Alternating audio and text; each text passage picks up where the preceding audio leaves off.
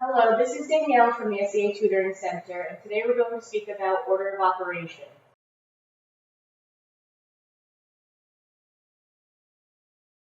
Now, order of operation is the order in which you should solve a problem when there are a few different operations involved in it. For example, you can see on the board I have 3 plus 2 squared minus 4 divided by 2 times 3. I have multiplication, I have addition, I have division, I have a whole bunch of different things going on here. So how do I take care of it?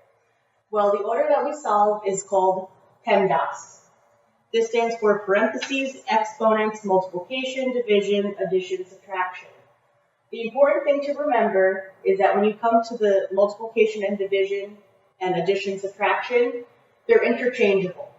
So it's whatever operation you see first in the problem.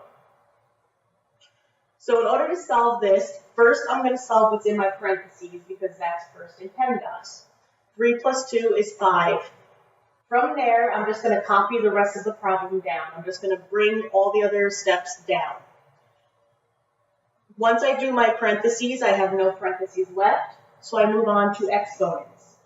5 squared is 25, and then from there, I just bring the rest of the problem down. Once I do 5 squared, there's no more exponents, so I move on to multiplication and division. Now remember again, it's whatever comes first in the problem. They're interchangeable.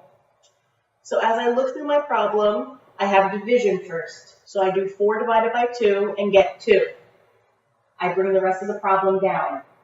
If I look through my new step again, I have multiplication. So I solve that, it becomes 6. Now I've taken care of all the multiplication and division. So lastly, I go to addition and subtraction. And again, they're interchangeable, whatever you see first in the problem.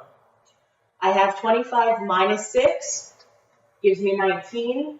From there, I'm done with the problem. Thank you for watching, and please check in for more videos from the SEA Tutoring Center.